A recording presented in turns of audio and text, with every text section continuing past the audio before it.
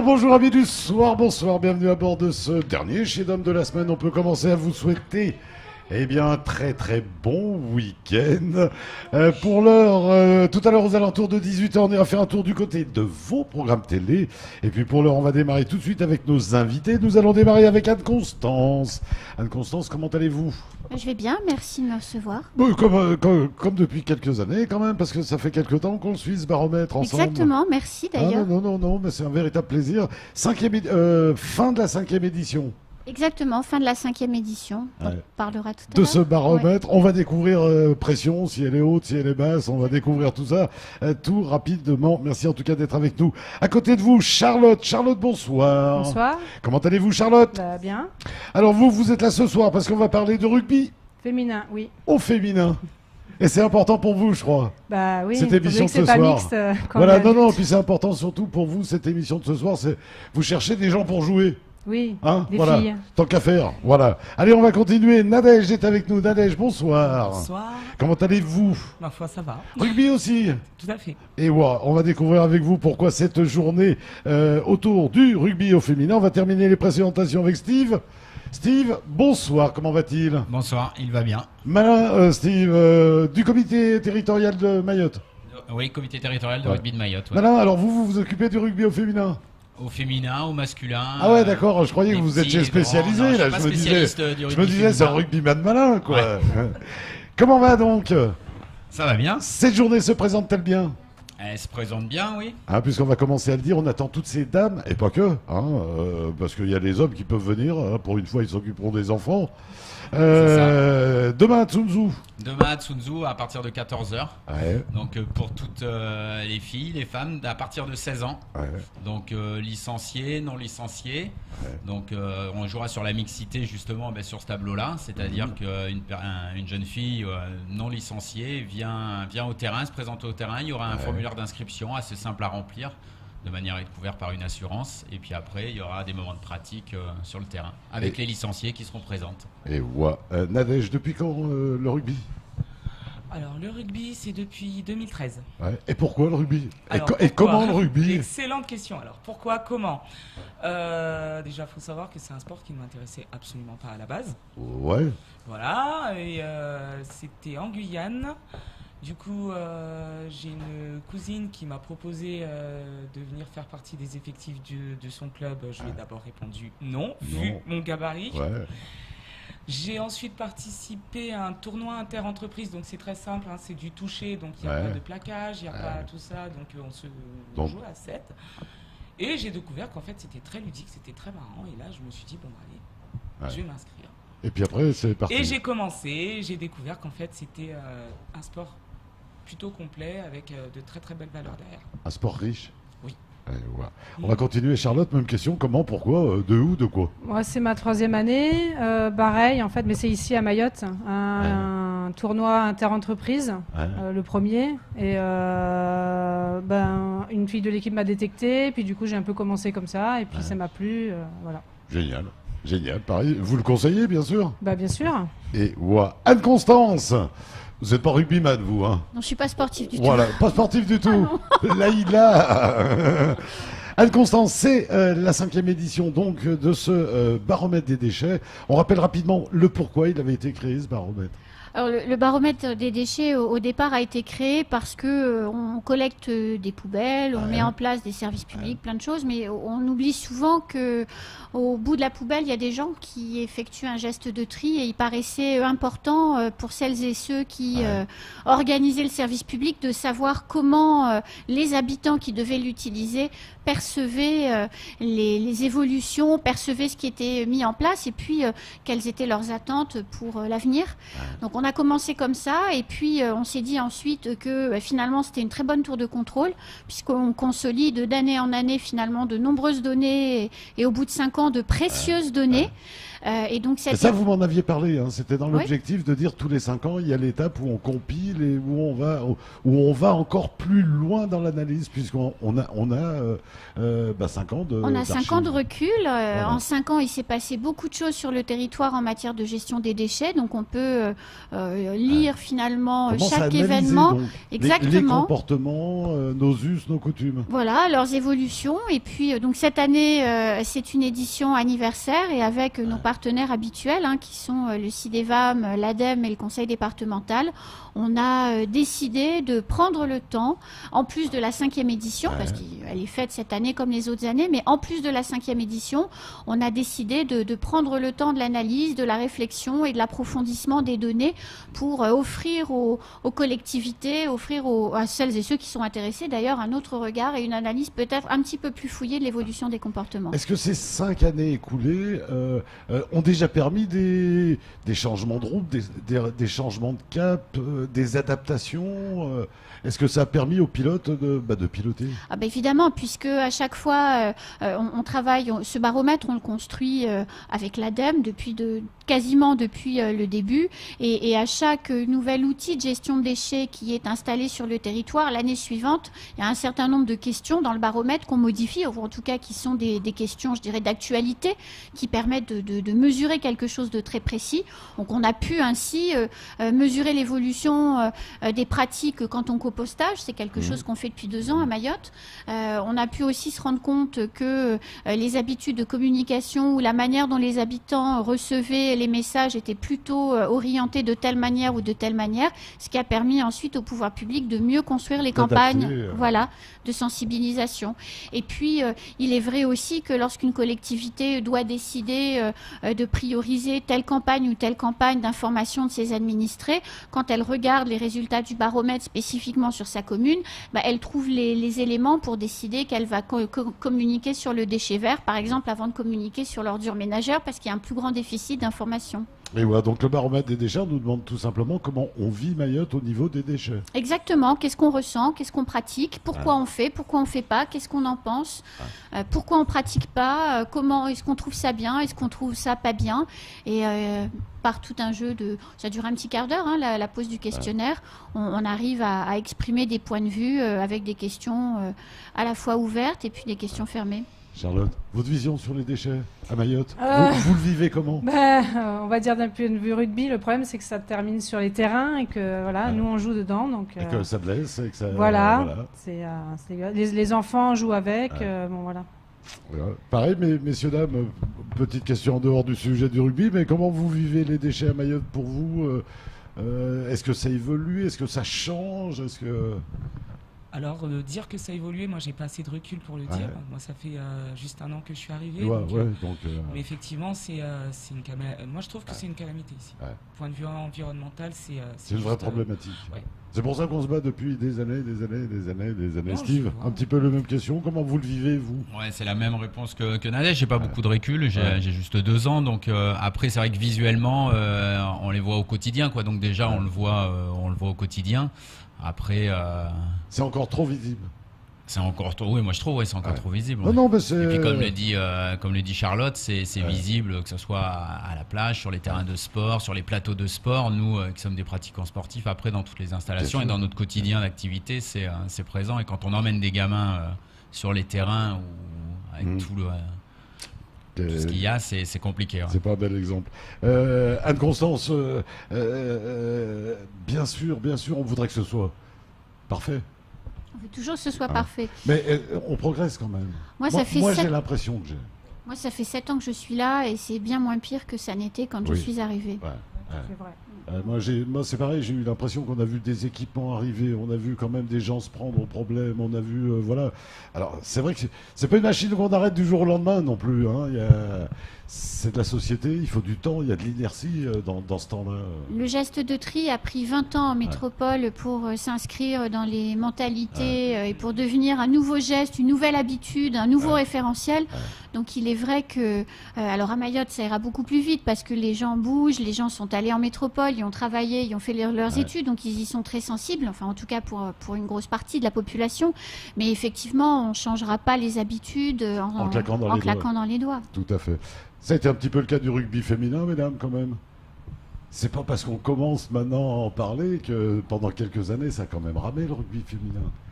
Par manque justement de participantes. Oui, là cette année c'est peut-être un peu plus dur, mais c'est vrai qu'on a besoin de se faire connaître pour savoir déjà qu'il y a du rugby féminin, parce que c'est vrai que ça passe pas beaucoup à la télé. Bien sûr, faut pas avoir honte de le dire. Non, puis du coup comme c'est un sport qui n'est pas connu, il y a peut-être des a priori négatifs qu'il n'y a pas à voir. On se dit non, je suis pas comme ci, je suis pas comme ça, ou c'est comme ci, c'est comme ça, alors que c'est pas vrai. Il faut essayer, faut venir. À quel âge on peut le démarrer je sais pas, peut-être Steve, à quel âge on peut dire à une petite fille, tu sais, tu peux faire du rugby? Alors, c'est le même principe que pour les garçons. Les petites filles, c'est comme les garçons, c'est à partir de 5 ans révolus. Ouais. Il y a la mixité jusqu'au moins de 15 ans. Jusqu'à une fille de moins de 15 ans joue encore avec les garçons qui, eux, sont en moins de 14 ans. Donc, une jeune fille de 5 ans jusqu'à ses 15 ans joue avec les garçons. Et ensuite, on arrive dans les catégories purement féminines. Et quand on est dans les écoles, dans les clubs, dans tout ça, on leur fait jouer un rugby adapté. Alors après c'est de l'apprentissage, donc ils ne rentrent pas dedans à 5 ans comme des bêtes. Voilà. Certains viennent pour cette notion dans notre activité, pour cette notion de combat. Après il y a des règlements adaptés bien sûr, notamment la taille du terrain qui réduit la vitesse, etc. Et ensuite il y a une nouvelle politique fédérale depuis le changement de président, et au niveau national on a la DTN qui nous a donné maintenant des nouvelles consignes sur l'apprentissage du rugby par l'évitement, plus centré sur l'évitement. Donc on a vu apparaître un nouveau règlement depuis cette année là qui est lié plus à l'évitement. Donc tant mieux. Tant mieux. C'est ce qu'on va chercher en termes de sécurité, en termes de beauté du jeu aussi. C'est autre chose. C'est autre chose. Ouais. C'est autre chose. Nadège, comment on le vit d'être femme qui joue au rugby féminin? Comment on le vit, c'est-à-dire je sais pas, quand on en parle à ses copains, quand on a... Pas plus bizarre qu'un autre sport, je dirais. Je veux dire, pour avoir fait du basket et du foot. C'est vrai que par contre, quand on dit je fais du rugby, c'est... Il y a quand même un... Oui, quand même. Il me semblait quand même. Il y a quand même une réaction qui est autre. Après, non, enfin, je sais pas comment Charlotte... Mais parce que les gens auraient peut-être aussi des a priori. Il y a des a priori, ça c'est sûr. Encore une fois. C'est perçu comme étant un sport de brut, mais on voit les images, c'est peut-être pas les meilleures, on va dire. Mais même le rugby masculin, on croit toujours qu'il faut être grand, costaud. On a eu des petits blonds là qui couraient, qui étaient tout petits. Donc comme quoi dans le rugby, on a besoin de tout. Il y a besoin de tout. Après, ça dépend aussi du niveau. Mais on a eu dernièrement en équipe de France le jeune Lacroix du Stade Rochelet qui a marqué 2 essais contre les Blacks mardi, qui fait 1m71. Donc voilà, tout est possible. On vient de voir des images de France féminine. On a une belle équipe de France féminine avec un jeu qui a fait une très belle Coupe du Monde l'année dernière. Il me semble. Oui, qui finit une nouvelle fois 3e de la Coupe du Monde. Donc c'est des filles qui visent le podium, que ça soit à 7 ou à 15. Donc il y a une belle vitrine sur le rugby féminin par rapport à l'équipe nationale. Puis vous avez un bel objectif maintenant, non? Il n'y a pas 2023, il y aura les championnats du monde féminin, j'espère quand même. 2023. Alors la Coupe du monde féminine sera décalée, mais en 2023... Voilà, ils peuvent pas, c'est fou. Non, parce que les Coupes du monde sont pas faites sur les mêmes années, donc 2023, il y aura la Coupe du monde masculine en France. Donc il n'y aura pas les filles cette année là? Non, ça sera l'année d'après. Bon, c'est l'année d'après. C'est à Paris toujours? Non, ça sera pas à Paris parce qu'on l'a eu il y a pas l'année dernière, mais l'année d'avant, c'était à Paris. Ils sont un peu compliqués. Ça va motiver, ça, c'est la Coupe du Monde en France. Oui, ça motive. Dans les clubs, ça va se sentir. On a eu le retour après celle de 2007. On a quand même été déjà co-organisateur d'une Coupe du Monde avec les nations britanniques en 2007. On a eu 40% d'effectifs en plus sur les écoles de rugby. Après, ça, c'est le plus facile. L'autre partie, c'est de les conserver. Voilà. Anne-Constance, ce baromètre des déchets, en ce moment, je peux aller sur Internet, répondre au questionnaire? Non, la collecte de données, c'est fini parce que c'est comme tous les ans, c'est en début d'année. L'année prochaine, donc. Voilà, donc en début d'année prochaine, on aura la 6e édition. Là, on travaille vraiment sur l'analyse des données et on fait quelque chose cette année, comme je vous le disais tout à l'heure. Ces tables rondes. Voilà, ces tables rondes. C'est-à-dire qu'on prend les résultats consolidés sur les 5 années et on va dans les collectifs, les intercommunalités, donc donc les collectivités territoriales, pour présenter les chiffres, pour présenter les réflexions, les évolutions, pour montrer comment les habitants perçoivent telle ou telle problématique liée aux déchets, et pour pouvoir avoir une réflexion un peu coordonnée avec les services techniques des collectivités locales, avec évidemment le CIDEVAM, l'ADEME, le conseil départemental, les associations qui œuvrent beaucoup sur le terrain dans les communes, notamment pour faire les opérations de nettoyage. Et puis plus largement, toutes celles et tous ceux qui ont envie de venir sont les bienvenus pour venir réfléchir avec nous. Ouais, je suis quelqu'un qui se sent impliqué par ce sujet-là. Je peux venir par curiosité, écouter les chiffres. Et participer surtout, parce qu'écouter les chiffres, c'est chouette, mais nous, ce dont on a envie, c'est d'avoir les avis, les opinions et de réfléchir ensemble à qu'est-ce qu'il faudrait faire pour faire le changement qui était évoqué tout à l'heure, pour qu'il arrive plus vite en fait. Ouais. Ce sera mardi 21 à 14h à la MJC de Tsingoni. Ce sera le mercredi 22 novembre à 14h à l'hôtel de ville de Bandrélé. Et ce sera le jeudi 23 novembre à 14h dans les locaux de la communauté de communes de Petite Terre. Et je crois que vous avez rajouté une date le 24. Et le 24, donc le vendredi matin à 8h à l'hôtel de ville de Mamoudzou. Et donc là, vous allez faire le tour de l'île. Oui, ce sera avec les mêmes personnes, ce sera des. Alors c'est les mêmes animateurs des tables rondes évidemment qui feront l'ensemble des 4 tables rondes pour l'heure prévue. Si d'autres collectivités ou d'autres structures ou organismes ont envie d'organiser une table ronde, et on viendra la réaliser pour eux chez eux. Et puis on attend un maximum de personnes pour venir réfléchir avec nous en fait. Ouais. La machine qui traite le déchet derrière toute cette chaîne, que ce soit pour les piles, parce que ça s'organise de plus en plus, elle est sous pression pour l'instant encore. Il va falloir du temps pour que tout ça se mette en route. Alors les éco-organismes arrivent de plus en plus nombreux à Mayotte et mettent en place leur process. Et puis après, chaque éco-organisme a son facilitateur local qui prend la procédure nationale et la rend adaptée au contexte très spécifique de Mayotte pour que ce soit efficace. Donc les choses se mettent en place, les déchets sont collectés. On travaille beaucoup au stockage des déchets dans des conditions réglementaires pour protéger l'environnement. Voilà, il y a la question, effectivement, vous le soulignez, du transport qui coûte très cher et qui pose de très nombreux problèmes. Donc c'est un gros sujet, le transport des déchets quand on ne peut pas les traiter localement.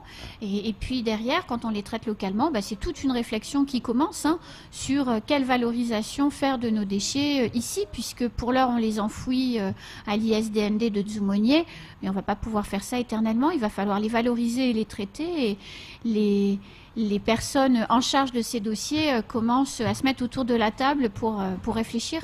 Ouais, parce que on n'est qu'au début de la démarche. On n'est qu'au début de la démarche, il y a encore beaucoup à faire. Parce qu'on a dit souvent, il y a des vraies solutions aussi dans nos déchets. Il y a des solutions dans les déchets, il y a aussi des difficultés. C'est qu'on est un petit territoire, donc on a peu de volume, donc des rentabilités de process. La biomasse, si on pouvait la récupérer comme il faut, on pourrait, je sais pas, méthaniser, Bien sûr.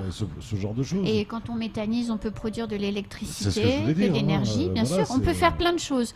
Maintenant, il faut vérifier le niveau de pollution des déchets, parce qu'on ne peut pas méthaniser s'il y a des métaux lourds dans les déchets. On est dans le process, ça y est, exactement, c'est parti. Tout ça va être réfléchi, va être calculé, chiffré, etc., etc. Et je vous rappelle juste qu'il y a 5 ans, on avait encore des décharges sauvages non aux normes. On pouvait avoir de sublimes photos du mont Chungi avec un océan de déchets quand on était sur la décharge de Chirongui. Donc toutes ces choses-là, en 5 ans, ont quand même considérablement évolué. Mais mettre en place une unité de traitement de déchets, ça coûte beaucoup d'argent. Ça prend beaucoup de temps. Il y a des autorisations réglementaires à obtenir. Il y a des décisions lourdes qui engagent. Il y a la politique qui arrive derrière. Il y a la politique qui arrive. Il y a des décisions lourdes qui engagent un territoire pour de nombreuses années. Donc il faut, ça prend un peu de temps. Est-ce que justement chez les politiques, les regards commencent à changer? Est-ce qu'on commence à comprendre que le déchet c'est d'abord une problématique, mais que ça peut aussi être des solutions? Ah oui, le regard des collectivités sur le déchet a complètement changé. On a des élus dans les communes communes qui sont réellement impliquées, qui mettent des moyens. On voit par les équipements qui commencent à arriver, Bien sûr. on voit les communes qui bougent, Bien qui sûr. avancent. Et puis qui mettent leur propre campagne de sensibilisation en place, qui mettent leur propre process, qui travaillent directement avec les éco-organismes. Donc oui, ça bouge et ça va continuer à considérablement bouger. Là, je vois, normalement, je suis pas censée le dire, mais enfin bon, je le dis quand même, dans les résultats de la 5e édition du baromètre, on voit sur des questions relatives à l'information et au changement de comportement que 82% finalement des habitants qui pratiquent le geste de tri ou qui ont une action particulière avec leurs déchets sont ceux qui ont entendu une information ou qui ont suivi une campagne. Donc forcément, quand une collectivité fait des choses, forcément, c'est très positif. Tout à l'heure, avant le début de l'émission, je regardais la publicité et je voyais la publicité de la campagne qui est en cours actuellement dans la commune de Mamoudzou de ramassage de déchets. Pour Oura Afou qui tourne encore ce week-end. Voilà, qui est une campagne maintenant régulière. C'est des campagnes qui sont extrêmement importantes et extrêmement structurantes parce que les enfants dans les écoles, les associations, plein de gens vont être sur le terrain pour ramasser les déchets, pour se confronter finalement aux professionnels du déchet. Et forcément, ce qui en ressortira, c'est des changements durables de comportement et d'habitude. Ouais, et puis alors, la mairie me disait, je les avais la semaine dernière ici, mais on parlait du sujet, il me disait qu'il y avait aussi les équipements, et c'est vrai, on n'y pense pas, nous on a notre regard habitué à tout ça, mais les trottoirs, etc., maintenant ça va, moi c'est ce qu'il me disait, parce que je leur ai dit, mais, et la mécanisation, parce que moi, voir les gens balayer à longueur de journée, je me dis, ça fait beaucoup de monde, etc., Ils m'ont dit, mais non, ça y est, on va y arriver, mais il fallait que, oui, les équipements, on ne peut pas balayer des tas de gravier, sinon la balayeuse, en 2 jours, elle est morte, etc. La commune de Mamoudzou a fait plein d'efforts sur la voirie, donc forcément, ça prépare le territoire. Donc on voit que c'est interconnecté, tout ça, donc il y a besoin d'un gros travail sur la société. Allez, on va continuer à découvrir ce baromètre, on va continuer à découvrir ce baromètre des déchets, on va continuer à découvrir cette journée de rugby. On rappelle, c'est demain, à partir de quelle heure ? Demain, à partir de 14h, au stade de Tsunzu. À Tsunzu. Tous les âges peuvent venir ? Alors, non, là, c'est une journée bien spécifique pour les moins de 18 ans féminines et pour les seniors féminines. Donc, à partir de 16 ans. Je peux quand même amener ma coco. Oui, bien sûr. Je peux amener ma grand-mère pour qu'elle voit que je vais faire du rugby. C'est ça. Et puis les grand-mères, elles soutiennent bien en plus. Allez, on va continuer à parler de cette journée de promo du rugby féminin juste après un petit détour du côté de la pub. À tout de suite.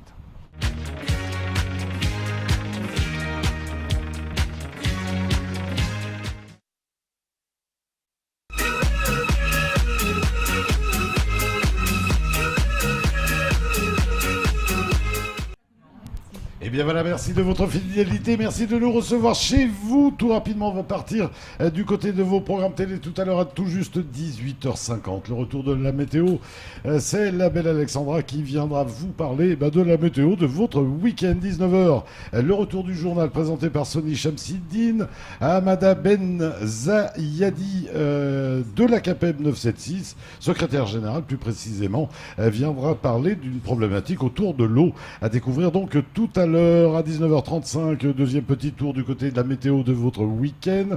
Et 19h40, eh bien, le temps de parole du jour. On reviendra sur les tomates qui sont visiblement un petit peu impropres à la consommation, on va dire. Et on aura Jean-Michel Bergès et Gérard Yeselnik pour nous en parler, à découvrir tout à l'heure. On est toujours, bien évidemment, avec Steve du comité territorial de rugby de Mayotte. On est toujours avec Nadège qui fait elle-même du rugby, Charlotte aussi, et Anne-Constance avec laquelle on parle du baromètre des déchets. Qu'est-ce qui fait que les gens ont peur de faire du rugby, mesdames, au féminin ? Le contact. Le contact. C'est le contact. Surtout c'est du contact en vitesse. Ouais. Voilà. Il y a d'autres sports. Moi par exemple je fais aussi de la boxe. Bon, la boxe il y a pas de vitesse, donc on sait. Voilà. Le rugby, donc ça, c'est ce qui effraie les femmes, c'est que ça va un peu vite, ça va un peu... La peur de la blessure aussi, des bleus, des marques, etc. Bon alors qu'est-ce qu'on peut dire pour lui dire non, c'est pas si terrible que ça ? Qu'est-ce qu'on peut dire ? Il faut essayer. Ouais. Voilà. si on n'essaie pas, en fait... On peut pas savoir. On peut pas comprendre, Je pense qu'on peut pas comprendre si on l'a pas fait. Parce que c'est un tout, en fait. C'est une ambiance. On se découvre aussi.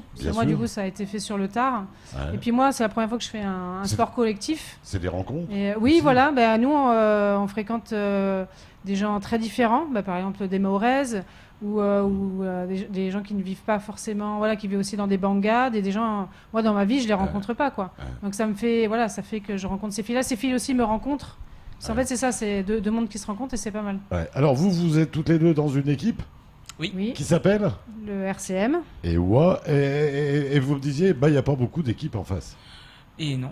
Voilà. Malheureusement, il n'y a pas assez. Donc c'est vrai que c'est embêtant quand on est une équipe de rugby et qu'on n'a pas d'adversaire quand même. C'est quand même un petit peu dérangeant. Voilà. Faire des matchs. C'est un peu ça l'objectif donc de ces journées, c'est de dire allez les filles, mettez-vous, créez des choses dans vos villages, dans vos allez, il faut faire du rugby. Oui, c'est déjà les filles venez, faites un sport. Après qu'importe, mais bougez-vous, découvrez un sport qui est quasi marginalisé quand même, on va dire la vérité, c'est pas très connu. Et surtout, venez, engagez-vous dans une équipe et vous allez découvrir de super valeurs. Parce qu'avant tout, on est une bande de copines. Bien sûr, je pense. Ah oui, non, mais c'est beaucoup de solidarité aussi. Il n'y a qu'au rugby qu'on a vu ça. Ça permet de s'émanciper aussi pour les filles, on va dire les locales. Ça permet vraiment de changer de façon de penser, je pense, et de voir les choses. Et puis le fait de nous fréquenter, nous, qu'on n'est plus indépendantes, on fait ce qu'on veut, elles, pas forcément. Ça change un petit peu leurs horizons et ça fait du bien aussi. Et de toute manière, il y a quand même un certain nombre de protections quand même, non ? Qu'est-ce qu'on a comme protection dans le rugby ? Protège-dents, casque, plastron. Ensuite, ça dépend de chacune. Moi, par exemple, je n'en mets aucune. Ah d'accord. Ah non, je n'ai ni protège-dents, ni casque, ni plastron. Oui. Bravo. Alors, je suis une guerrière avec un petit gabarit. Le protège-dents, il faudrait l'avoir. C'est obligatoire le protège-dents. C'est vraiment, notamment sur le public adulte ou sur le public qui a ses dents définitives, c'est quand même important par rapport à ça. Ensuite, la meilleure des protections, c'est la règle. C'est à partir du moment où on joue avec la règle, où les filles sont encadrées, que ce soit en école de rugby ou dans les clubs, elles sont encadrées par des éducateurs qui sont formés, qui maîtrisent la pédagogie et les apprentissages pour jouer en sécurité. Normalement, leur évolution passe justement par le rugby d'évitement, et puis petit à petit, on amène les filles ou on amène les garçons au rugby de contact. Donc normalement, si tout se passe bien, il n'y a pas de problème, mais il y a des filles qui rentrent directement dans l'activité, qui veulent de l'affrontement, et puis il y en a d'autres qui préfèrent passer par la notion de contact. Bon, c'est quoi les blessures ? Des petites entorses, des petites foulures, ce genre de choses, non ? Oui, en torse, beaucoup. Mais ça, on peut se le faire ailleurs. Bien sûr. En tombant de son trottoir. Absolument. Moi, je me suis déjà fait une entorse en sortant de ma baignoire. En marchant à pied dans Kawini. Sur son scooter. Ça se porte très dangereux, ça aussi. Non, la blessure si ça va être une arcade, parce que... c'est qu'après, on ne fait plus rien non plus. Il n'y a pas plus de blessures que dans les autres activités. Tant que la règle est respectée, tant que la notion... Charlotte a parlé de notion de vitesse, c'est la notion qui est vraiment importante dans les apprentissages. Et on le voit, ça n'enlève pas le plaisir. Ah non, pas du tout. Visiblement, ça n'enlève pas le plaisir. Ah non. Non, mais on a besoin de se défouler aussi, je pense. Parce que la vie, elle n'est pas toujours rose. On a besoin aussi, des fois, de se défouler, comme on dit, taper dedans. Ça fait du bien aussi. Et Anne-Constance, je ne vais pas vous proposer d'aller faire du rugby. Sûr. Ah, pas sûr. Moi, je veux bien aller ramasser les déchets sur le terrain de rugby. Mais pour tout vous dire, je n'ai même pas de paire de baskets. Ouais, voilà. C'est un peu pareil pour moi, je vous rassure. Moi, j'aime beaucoup les regarder à la télé, c'est extraordinaire, on peut les critiquer. Anne-Constance, rapidement, moi, je voudrais savoir, il y aura qui à ces tables rondes ? Alors, il y aura le personnel des intercommunalités et des comme collectivités. Comme intervenant, il y aura la dame qui sera présente, le CIDEVAM, le conseil départemental. Alors, je ne sais pas s'ils seront là précisément à toutes les tables rondes, mais en tout cas, il y aura une présence et un relais. Il y aura nous, Incidence, qui seront là.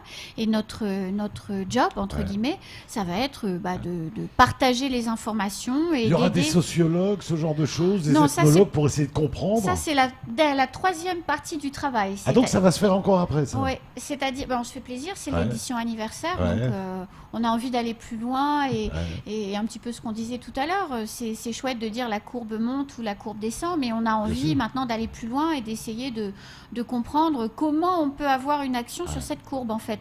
Comment on peut accélérer. Donc alors après ça va être une troisième phase. Voilà. Donc on va organiser des rencontres avec des personnes ressources qui ne sont pas forcément des spécialistes du monde du déchet, mais qui vont, des personnes ressources à qui on va présenter nos données, nos chiffres, nos statistiques. Et eux, ils vont lire nos comportements. Et voilà, ils vont utiliser leurs compétences, leur savoir-faire, leurs expertises pour nous aider à lire nos chiffres un petit peu différemment. On va les faire aussi réagir sur les constats faits pendant les tables rondes et les propositions aussi issues des tables rondes. Et ainsi, on espère pouvoir, à la fin de tout ce travail, produire un livrable, un écrit un peu intéressant et qui permettra de prendre un peu de la hauteur et de la distance. Avec cette 5e édition anniversaire, on a envie de prendre de la distance et de pouvoir aller plus loin dans l'analyse pour permettre de changer plus rapidement les comportements. Moi, j'ai quand même vu, on a tous vu l'évolution de nos pays vis-à-vis des déchets. Il y en a quand même qu'on voit quand même pas beaucoup bouger, c'est quand même les industriels. Moi, je sais pas, mais moi, quand je vais faire mes courses, je vois toujours autant de déchets autour de tout ce que je vais acheter. Des sacs plastiques, des cartons, des boîtes en fer, etc., etc. Eux, on les a pas vus bouger quand même. Alors, il y a quand même eu, notamment dans l'industrie agroalimentaire, un certain nombre d'efforts sur les emballages de yaourt, par exemple. Ça avance là aussi. Oui, ça avance. Il y a beaucoup de recherches et développements qui sont faites pour un des déchets dans les emballages ménagers les plus difficiles à recycler, c'est le pot de yaourt. Ça serait de pas le générer quand même.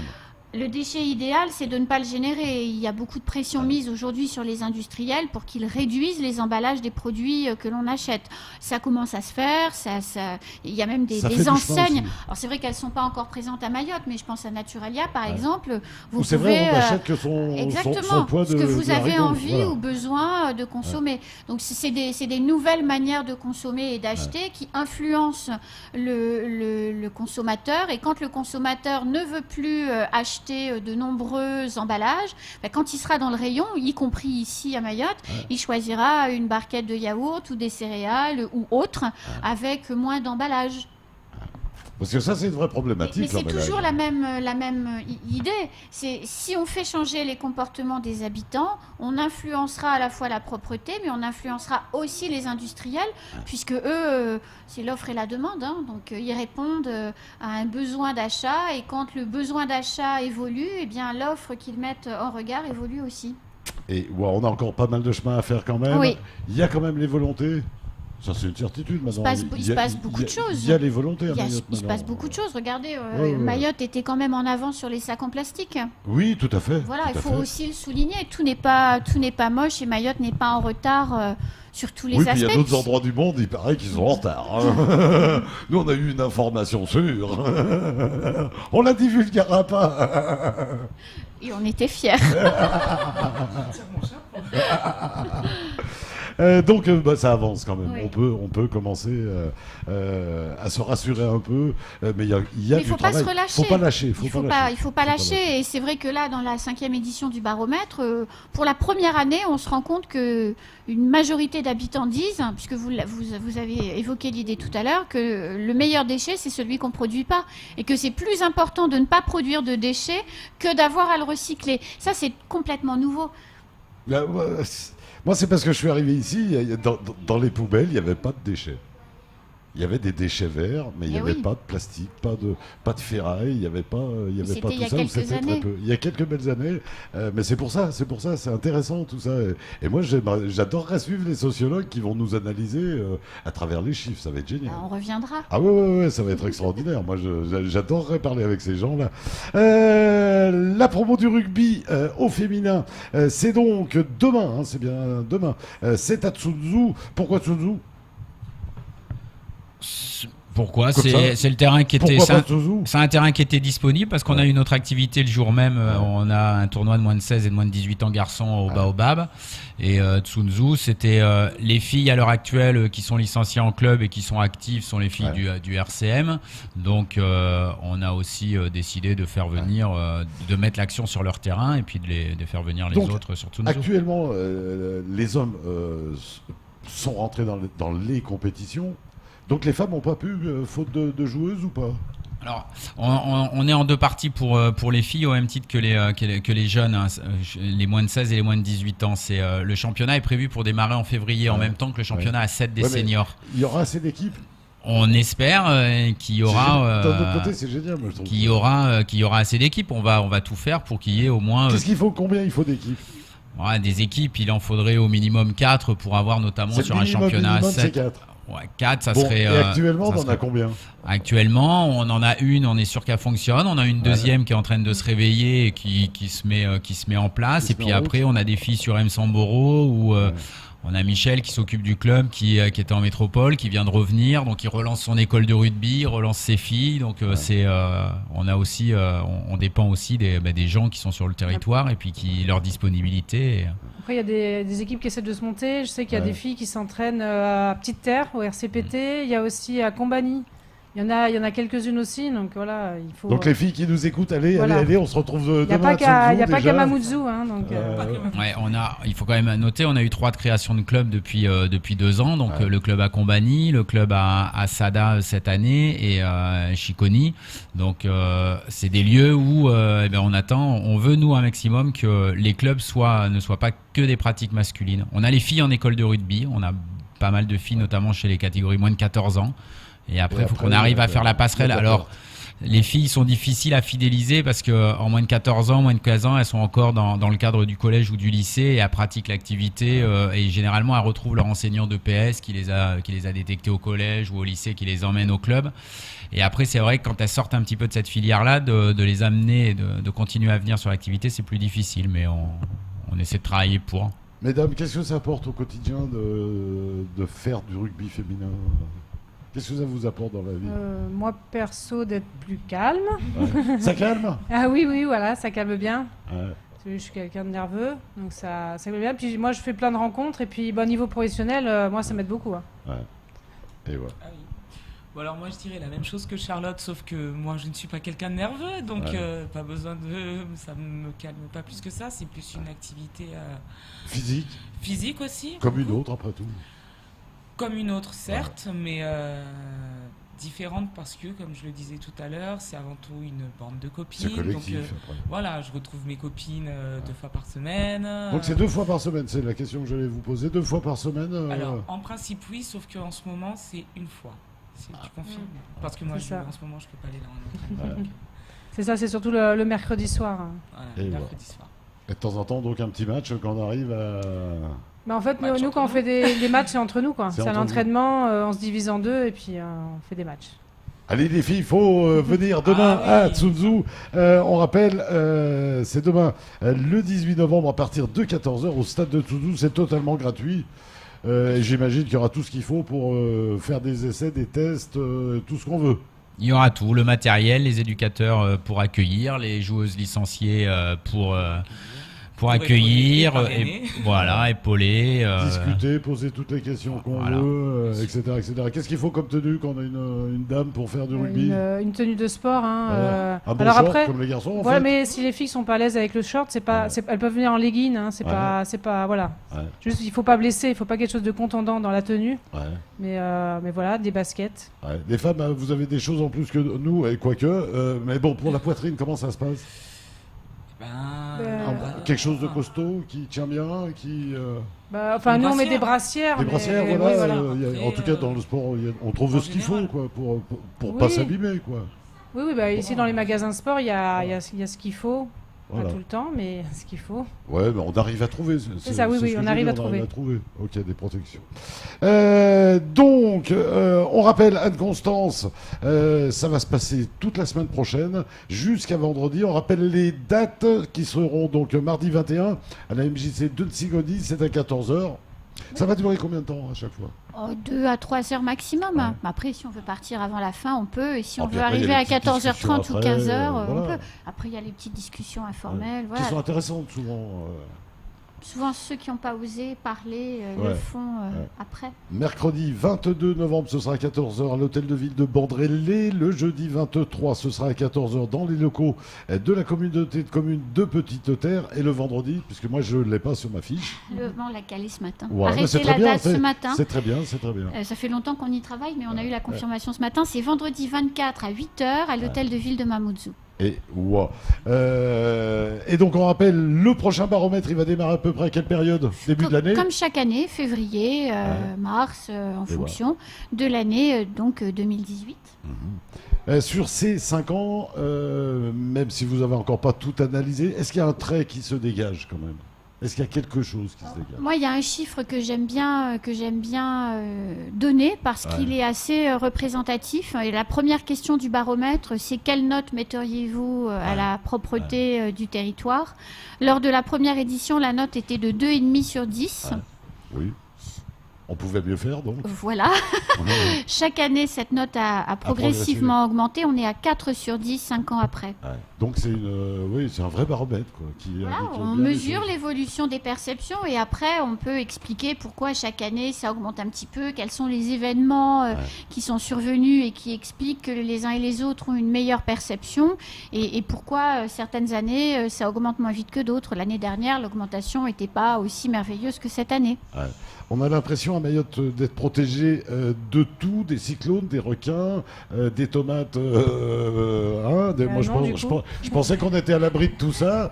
Est-ce que dans les déchets aussi, les déchets ont changé? Est-ce qu'on génère maintenant des déchets vraiment dangereux Oui, il y a des déchets dangereux qui sont générés à Mayotte.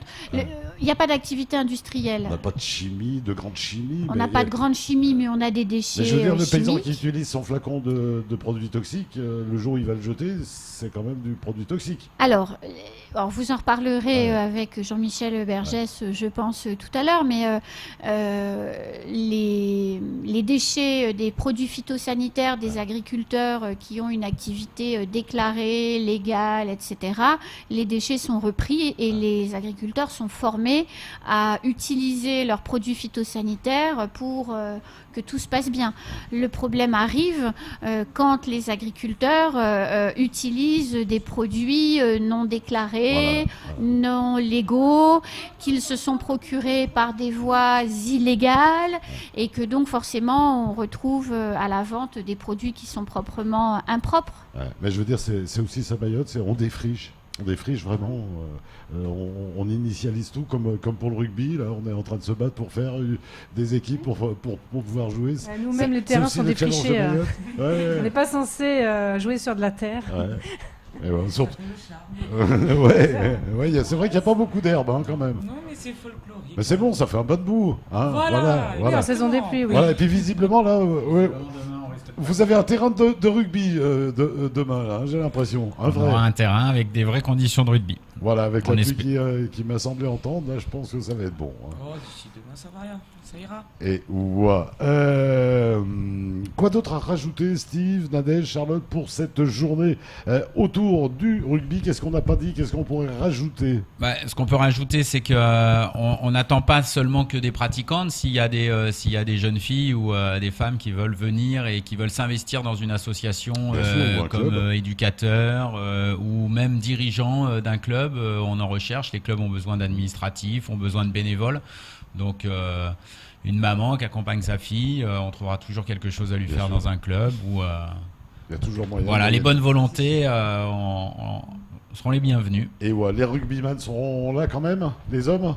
Je pense que les hommes vont venir, oui. Ils ont le match le lendemain, mais ils viendront le samedi, bien sûr. Quand même.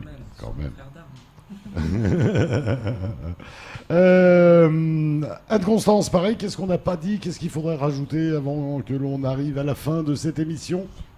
Venez nombreux. Voilà, venez participer aux tables rondes, venez donner votre avis, venez proposer vos solutions, venez pousser un coup de gueule aussi si vous en avez envie, venez vous exprimer tout simplement, c'est l'occasion rêvée de le faire et d'avoir face à vous des personnes qui peuvent peut-être prendre le temps d'expliquer ce qu'on ne comprend pas quand on est un habitant. En fait, pourquoi un point de regroupement à cet endroit-là et pas là-bas alors que c'est plus pratique. On en parlait avec Charlotte il y a quelques minutes où elle me disait mais je comprends pas, c'est vraiment du mauvais côté de la route. Oui, sauf que de l'autre côté de la route, c'est un terrain privé, donc on peut pas mettre un point de regroupement. Donc quelquefois il y a qui viennent les chercher à la maison aussi ça voilà, directement sur les voilà. Ça éviterait de se poser la question chérie, c'est toi, c'est moi. Mais du coup, c'est l'occasion, ces tables rondes, de venir parler, s'exprimer, comprendre des choses. Les associations environnementales, elles sont les bienvenues. C'est un très bon moment pour comprendre aussi. Et puis les associations environnementales, elles sont essentielles dans le maillage de la gestion des déchets aujourd'hui, parce que sans elles, aujourd'hui, il n'y aurait pas beaucoup d'opérations d'envergure de ramassage. Et je souligne le travail assez extraordinaire que font régulièrement les naturalistes de Mayotte en organisant des opérations de nettoyage des mangroves, qui sont quand même les mangroves, ce qui protège notre lagon de l'envasement et notre terre mahoraise de l'érosion. Donc tout ce travail qui est fait, porté de manière régulière, avec conviction et souvent par des bénévoles dans les associations, est essentiel. Bien sûr, parce que ce déchet-là, il est perdu, il sort du process. Il sort du process, mais surtout, il nuit à d'autres process. C'est-à-dire que quand la mangrove se détruit, on facilite l'érosion et on envase le lagon. Donc il y a des conséquences également sur le corail, sur les poissons, etc. Et entre nous, il y a 7 ans, on trouvait des lave-linges dans le lagon. On en trouve un peu moins maintenant. Mais tout ça, ça pollue aussi la chaîne alimentaire, puisque dans les déchets type électronique et autres, il y a des produits dangereux, genre du mercure et autres produits que les poissons peuvent ingérer et donc contaminer la chaîne alimentaire. Et donc, allez, on va passer au remerciement. Anne-Constance, qui remercie ? Moi, je remercie. Qui vous a aidé sur ce coup-là ? Je remercie vraiment beaucoup l'ADEME pour sa fidélité année après année à soutenir, à travailler à nos côtés pour réaliser ce baromètre. Je remercie également le CIDEVAM 976 et son président et son DGS exactement pour les mêmes raisons de soutien régulier, etc. Et puis le conseil départemental qui apporte également une aide non négligeable dans le travail qui est le nôtre. Et puis on rappelle, il y a le www.incidence.fr si on veut aussi des renseignements. Et puis vous retrouvez tous les comptes rendus de toutes les éditions du baromètre. Les synthèses sont disponibles dans la rubrique études pour toutes celles et tous ceux qui ont envie d'en savoir plus. Et puis pareil, il ne faut pas hésiter à aller se balader, passer un petit peu de temps sur le site, découvrir des choses. On apprend toujours des chiffres. Et les mails, c'est moi qui les reçois, donc en plus c'est moi qui réponds. En tout cas, merci. Tout rapidement, des remerciements. Le comité. Nous, on va remercier. Qui vous aide ? Nous aide pour l'instant là sur cette action-là, c'est purement le comité là. On est donc il faut surtout remercier les filles qui sont licenciées dans les clubs, au type de Charlotte et puis Nadège et puis leurs partenaires qui sont venus nous voir aussi pour de temps en temps nous mettre aussi un petit coup de pied aux fesses là pour nous dire il faut qu'on se bouge. Donc voilà, donc quand on vient nous voir et qu'on nous dit qu'il faut nous bouger, on essaie de se bouger, d'en faire un peu plus que notre quotidien. Qu'il fallait quand même un coup de pied aux fesses. Ouais, il faut de temps en temps, parce qu'on était, on avait pas mal de choses, donc voilà, donc on est là pour, elles sont là, elles se bougent, on va se bouger avec elles. Et voilà. Nadège, Charlotte, qui remercie, un big up. Nous on remercie d'avance celles qui viendront demain surtout. Voilà. Et puis celles qui viendront après pour vous rencontrer sur les terrains. Voilà, c'est ça. Toutes les équipes qui se formeront sont les bienvenues, bien sûr. Venez passer un bon moment, venez vous éclater, venez vous faire plaisir. Venez vous éclater. Voilà. Charlotte, des remerciements à Big Up ? Remerciements, mes coéquipières, puis aussi à mes adversaires, parce que si elles n'étaient pas là, donc voilà. Là, justement, on parlait des DSP qui est en train de se monter, voilà. Si elles aussi, de leur côté, elles travaillent pour pouvoir créer une équipe, donc on les remercie. Puis remercier le président de notre club, Meryl Landman. En tout cas, messieurs, dames, tenez-moi au courant du rugby féminin, je suis intéressé par l'évolution de tout ça. Anne-Constance, on a tout dit ? On a tout dit. Merci Anne-Constance d'être venue. Merci de nous recevoir vraiment régulièrement. Non, notre environnement, c'est notre cadre de vie, donc c'est important, moi je trouve. Hein, mais merci quand même. C'est un vrai travail qu'il faut faire et ça payera, parce que ça paye, ça. Moi je sais, je viens d'une région où on est très pointu là-dessus et où on s'est rendu compte que ça payait, donc voilà, il n'y a aucun problème. Merci en tout cas, Constance, de vous rendre disponible pour nos émissions. Merci Charlotte d'être venue éclairer notre soirée de votre beau sourire. Merci Nadège d'être venue, pareil, hein, éclairer notre soirée de votre beau sourire. Steve, merci. Ah, voilà. Voilà. On se retrouve bien sûr après un bon et long week-end dès lundi. Lundi, on vous emmènera du côté du musée, puisqu'on parlera des samedis du MEMA à découvrir lundi. Ainsi va la vie. Salut!